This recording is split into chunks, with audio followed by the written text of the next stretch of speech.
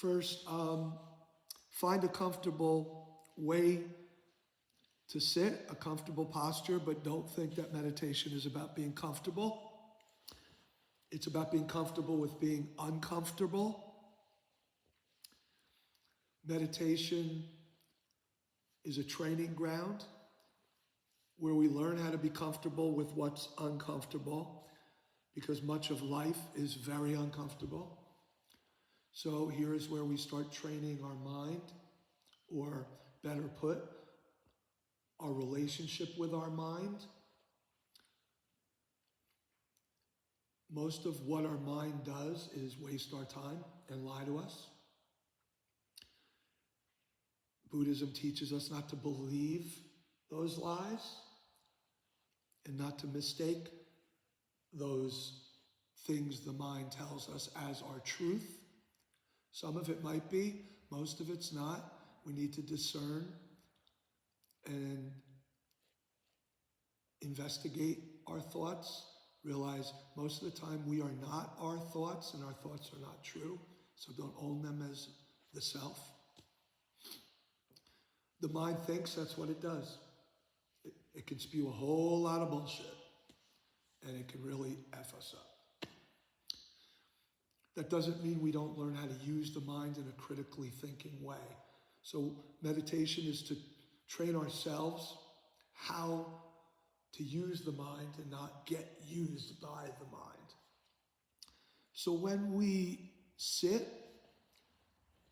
there's no goal, there's no expectation.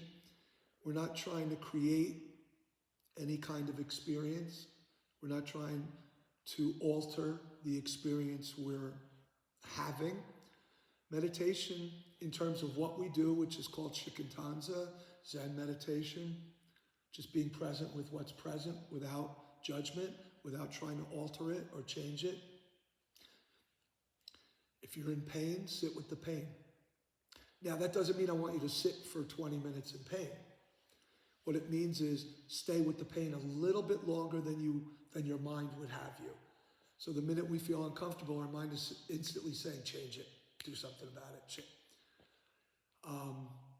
We want to resist that a little, not get triggered to it. Because this is how we slowly, gradually build up our ability to tolerate and endure.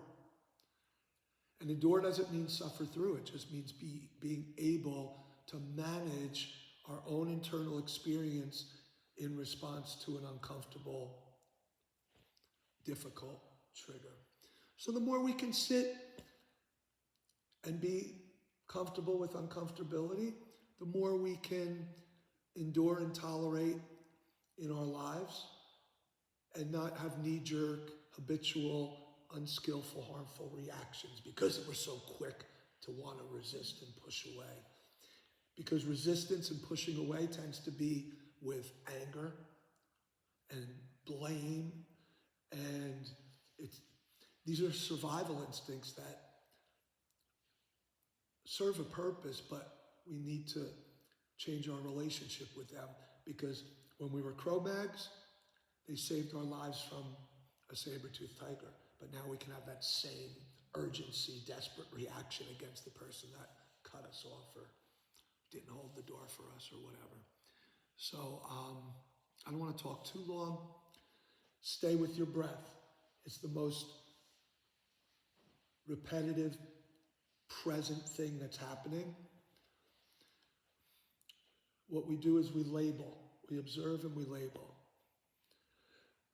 There's sense doors: eyes, ears, nose, tongue, body, mind. This is where we make contact with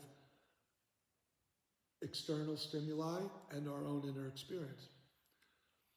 We don't want to add content to those processes, meaning that we want to see without looking, hear without listening, smell and taste without repulsion or savoring, touch without discernment, have thoughts without thinking.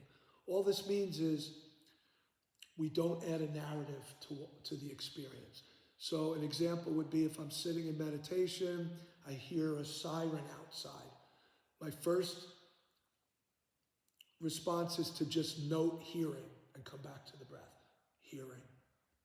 Don't add content. If most of us slip past that, then we note siren and come back.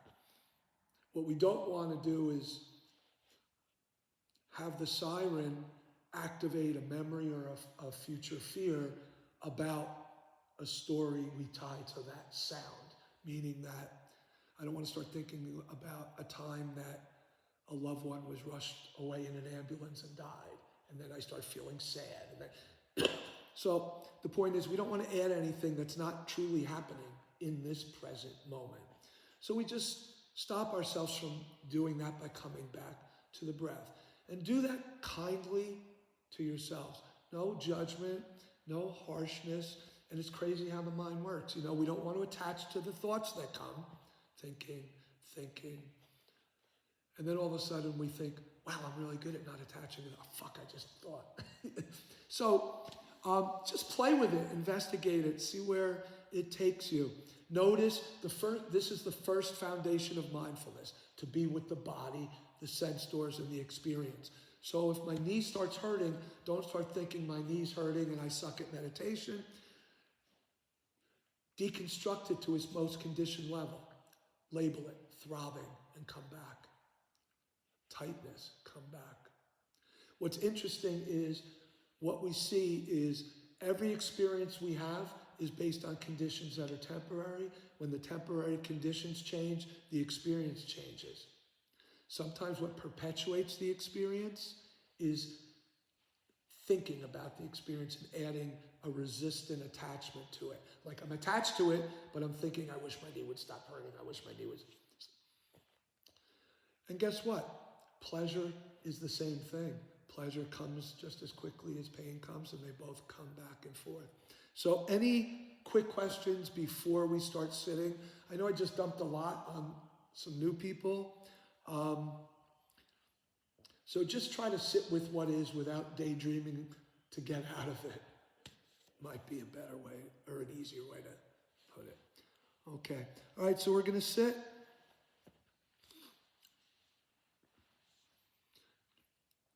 Breathe naturally. Don't put any effort into regulating your breathing. You're allowed to move if you need to, but try to stay a little bit longer than your first impulse to move. And most importantly, don't be hard on yourself. Bad meditation is good meditation if you're present for how bad it is. Doesn't mean we condone the bad, it just means we accept it's bad. And if we're present for it, that's great meditation. To stay with something we are having difficulty with is really what we want to develop as a skill set.